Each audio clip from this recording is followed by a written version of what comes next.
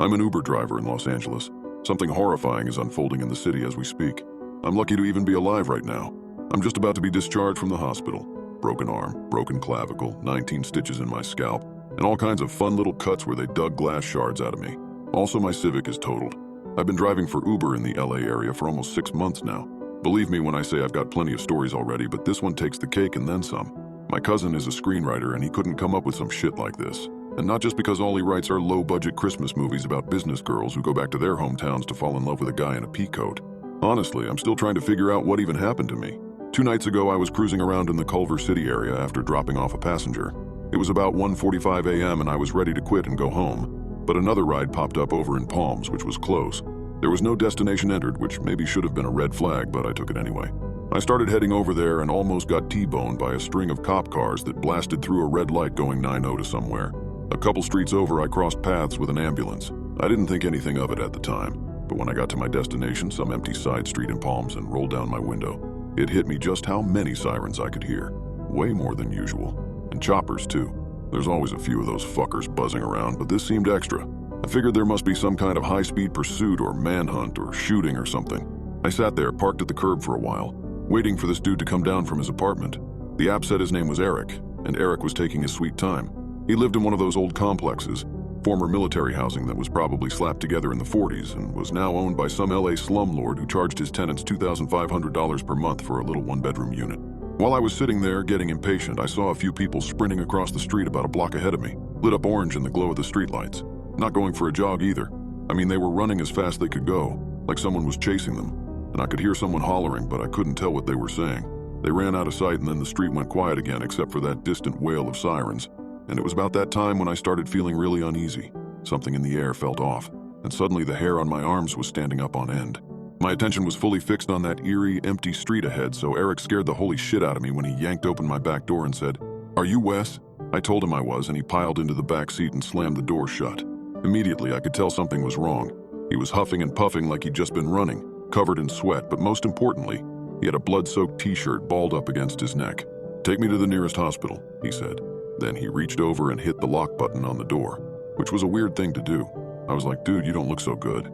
And he goes, "No kidding, that's why I need to get to a hospital." I really didn't want to deal with this, so I said, "Hey man, maybe we better call you an ambulance." "No, I can't afford an ambulance, just go, okay? Hurry up, I'm bleeding here." The thing was, I don't think he had even looked at me once during this exchange because he was too busy looking back at the dark windows of that looming apartment complex. My heart was starting to beat a little faster, but I went ahead and found the nearest hospital on my Maps app. It was about 7 minutes away, maybe less if we hopped on the 10 freeway for a short stretch, which I intended to do. "Come on, let's go," he said, and I could hear fear in his voice. I hit the gas and took off. I watched him in the mirror as he craned his head all the way around to look out the back window at the big dark brick of his apartment complex falling away behind us. Only when it was fully out of sight did he turn forward.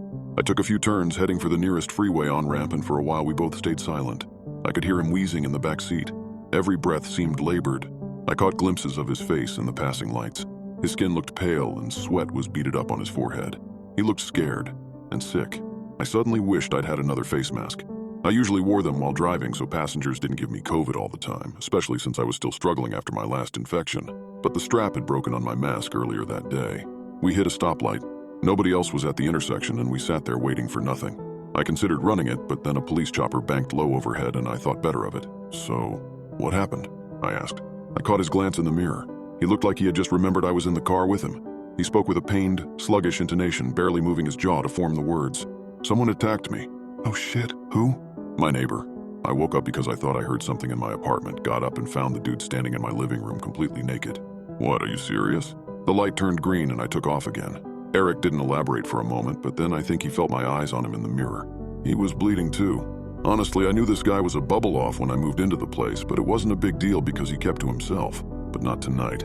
No, tonight he decided to break into my place and flap his weird little peener around in the middle of my living room. "What did you do?" I didn't know what to do. He was talking crazy, jabbering at me. Before I could really do anything, he jumped on me and he bit me. "He bit you?" "Yeah, pretty bad too. Then he ran off." "Jesus Christ." "Yeah." He shook his head like he couldn't believe it himself. The action seemed to hurt his wounded neck and he grimaced. I dreaded how much blood he was probably getting on my seats. I almost missed my next turn on account of watching him in the mirror. He leaned back in his seat and groaned softly. He really looked bad.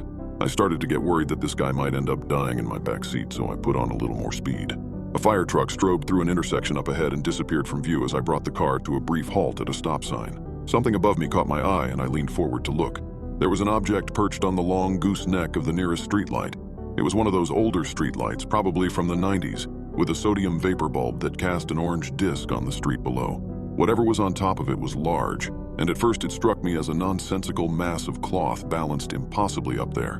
But a split second later, it struck me as the shape of a crouching man. "What the hell?" I said out loud, and I could hear Eric shift in his seat behind me to look out the window. I was already rationalizing that a man crouched on top of a streetlight like a vulture was a completely idiotic notion, and that I must be mistaken when the thing moved. And I could clearly make out the shape of a stooped head and arms and, most alarmingly, eyes. 2 pinpricks of reflected light like the retinas of a wild animal. I felt the bottom drop out of my stomach. Go now, go." I jumped at the sound of Eric's panicked voice behind me, and without thinking I hit the gas. We shot off down the street, and although I tried to pick out the figure on the streetlight in my mirror, it was immediately obscured by a tangle of jacaranda branches. "What was that?" I asked. Hearing the fearful strain in my own voice made my heart pump even faster. But Eric didn't respond. Instead, he was writhing around on my back seat, moaning softly. I took another turn and spotted a sign for the freeway on-ramp ahead. Eric's movements were becoming spastic. I felt him thump against the backrest of my seat, more pained moaning. Christ, this dude's totally gonna give up the ghost in the back of my car. "Hey man, just hang on. We're almost there. Keep pressure on it and, just keep pressure on it." A tortured cry and a scuffling sound from the back seat, then abrupt silence. I glanced in my mirror again to see Eric's shape and silhouette. He was sitting bolt upright now, still as a statue. I was taken aback by the abrupt change in behavior. I could hear him take a deep inhale through his nose like someone meditating. Then he spoke. "Oh, negative." His voice was totally calm now, calm and low. It sent a chill up my spine. I hit the on-ramp and we started the short climb to the elevated freeway, putting on speed. I instantly regretted it because I couldn't pull over as easily on the freeway if I needed to. "Sorry, what?" I said. "You're O negative, universal donor." "What?" He was right, I was O negative, but how in the James Randy fuck could he possibly know that? I've lost a lot of blood. I could use some O negative right about now," he said. And his voice was all thick and croaking like he was some pervert trying to talk me out of my clothes. "Dude, you're freaking me out," I said. And then this piece of shit giggled. He actually giggled, like some little schoolgirl who was up to no good. I was starting to panic, and merging onto the freeway was a clumsy blur. Thankfully, there was very little traffic at that hour. I kept looking in the mirror, but I couldn't make out his face, just the shape of his head framed against the rear window. I could see him pull the bloody t-shirt away from his neck, and then he made a strange hissing noise like air through a hose. "I've got a hole in my neck," he said in a raspy, matter-of-fact tone. "I can breathe right through it." I realized I was drifting out of my lane at about 60 miles per hour, and I numbly corrected course. Before I could think of anything to say, Eric seemed to snap into a completely different mood. Or maybe a completely different personality.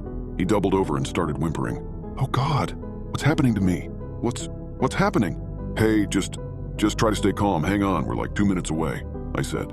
"Oh God, it hurts, it burns."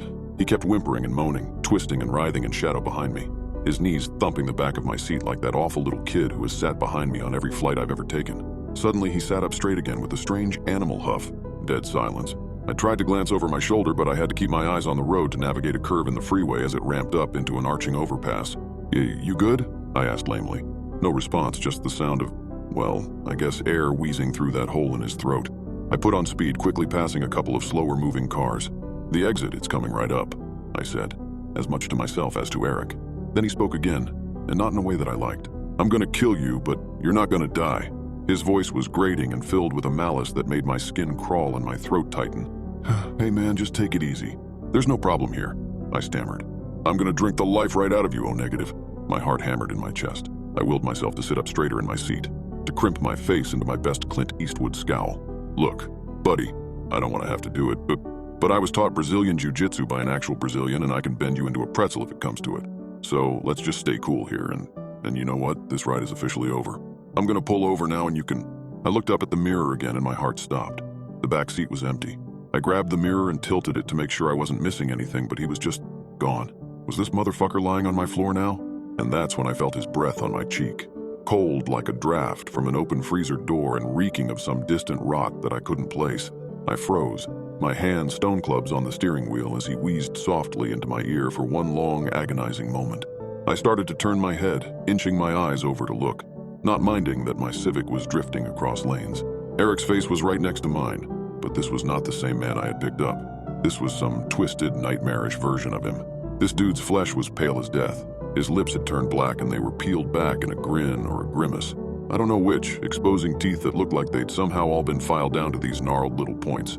I didn't get a good assessment of the guy's dental situation when he first got into the car, but I can tell you that he didn't look like this. Like a fucking shark. But the worst part was his eyes. They were murky, blood-red pools with no pupil and no iris, and they seemed swollen and bulging in a way that reminded me of that Popeye thing that my fish had not long before it died. Just below his chin, his neck folded strangely with bloodied flesh that was chewed and pockmarked by someone else's teeth. Neither of us moved for another split second. He sucked air in equally through his nose and his throat hole like he was smelling me. Then all hell broke loose. He lunged forward, grabbing at me, clawing at me, snarling and rasping. It felt like getting attacked by a big dog. I don't know shit about Brazilian jiu-jitsu, but I fought for my life, letting go of the steering wheel so I could wail on this guy with both hands as he tried to bite my throat with those cannibal teeth. An instant later, we had slammed into the concrete barrier on the edge of the freeway, pitched up and sideways, and then we were sailing airborne off the side of the overpass. That fall felt like 100 years.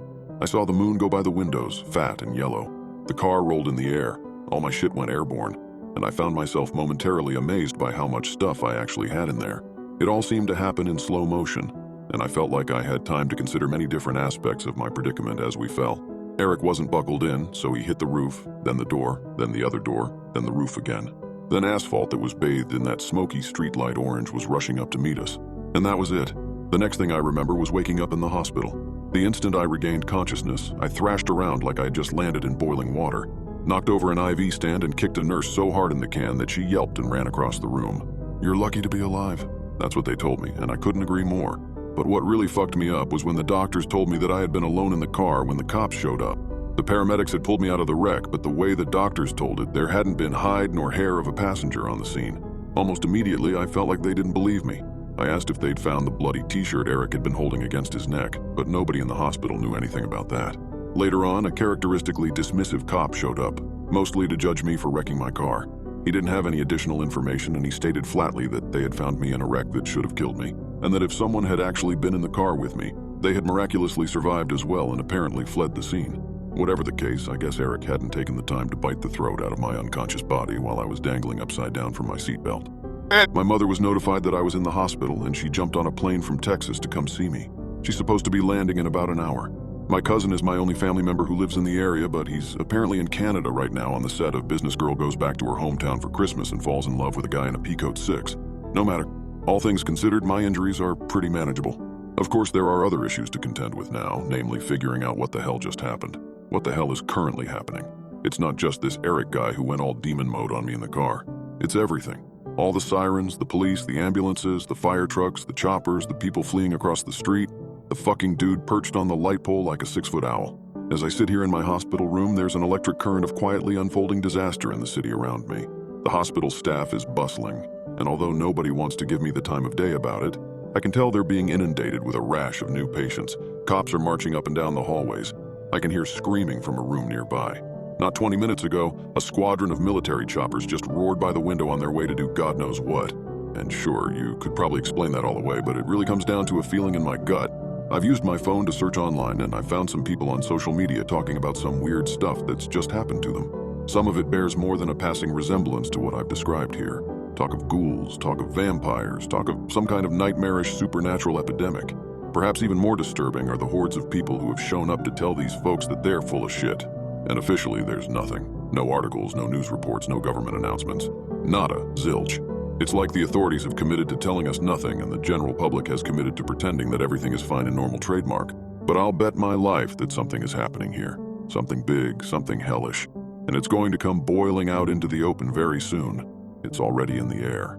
I've never felt more sure of anything. If you're in Los Angeles, tell me with a straight face that you're not feeling this too.